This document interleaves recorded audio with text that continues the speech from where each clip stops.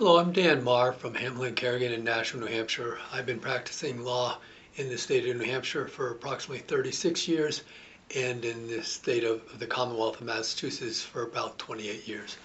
And during that period of time, I've represented clients of mine, both businesses and individuals, in personal matters as well as their business matters in transactional issues, taking care of contracts and the likes, or litigation. So disputes as well. So I'm going to be talking today briefly about how you as an individual can take care of help your adult children who live with you or are going off to college. First thing is, if they are going to college, I strongly recommend that you get what's called a HIPAA release.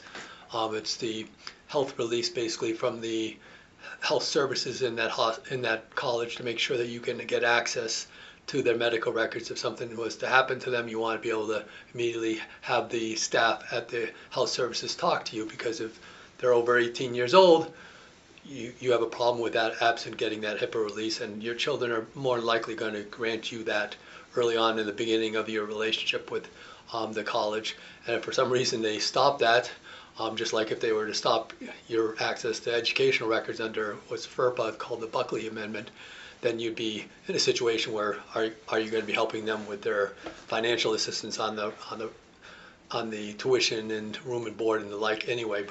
But it's a pretty easy fix, and it's something to protect them. So that's one thing to protect them about as far as when you're dealing with college, is you want to go and forward and get your HIPAA release on this.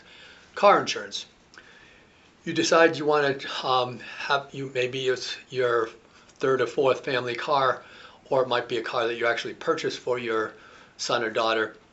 And if you're in that situation and you're thinking about, should I put it in their name or not?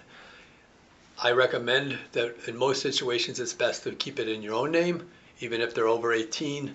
It makes sense to do that for one reason, under the off chance that they might be manipulated into allowing a friend to get title to the property, to the car or truck, or somehow get some type of lien. They might put a lien on the vehicle. They can't do that if you have the title. And if you're the one assuming that you bought it outright and you don't have a bank on that anyway, you want the certificate of title in your name. So that's one of the reasons. But also for insurance, you want to talk to your insurance company. But if you have them as a permitted user, authorized user, you want to clearly put it in the policy that they're a permitted user for this automobile. Then you can have insurance, and it's usually cheaper under your name, your family name, and you might have it even lumped with your homeowners. But talk to your insurance company, and you can find out that it's a lot cheaper usually for that. So you want to do it for that purpose.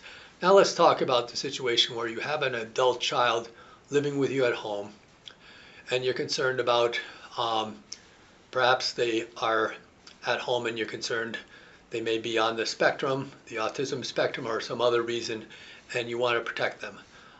In that situation, I've had clients of ours that works well with them, is they live at home, but they actually pay rent even though you don't plan on having them pay rent. You don't want them to pay rent, but you want to keep, what you're really doing is you're keeping money, you're taking that rent from them helping out in the household, that you can consider a contribution. It doesn't have to be rent, but it's a contribution to the household expenses. And they're paying that, and therefore in their own bank account, they have less money. And therefore, and if they have a boyfriend, girlfriend, or some other significant other, or a friend of theirs that wants to take advantage of them, saying they're in trouble and they need some help, they have a limited amount of money. Maybe they have $1,000, $2,000 worth in their account at any given time, so they can't be taken advantage of because you got the money. And then you can help them when they have situations that they need help with, and they might get better. They might be getting it as the years go on. They might get to a level where they are able to be independent. In that situation, you want to have a nice little nest egg for them. So you can deal with that internally, having them help out in the household. They're not only, they can state that they're at home because they're helping you out with errands and everything else. They're contributing to the family that way, but they're also contributing financially to the household, and that way you can limit the amount of money that they can withdraw from their ATM or for a check or anything else from their deposit, because they don't have that control. I'm really talking about in that situation somebody that's in a possibility of being taken advantage of. And again, I'm thinking the very easy one is somebody that's on the spectrum that might be literally taken advantage of by a significant other. So those are some of the thoughts that I have. Happy to talk to you about it.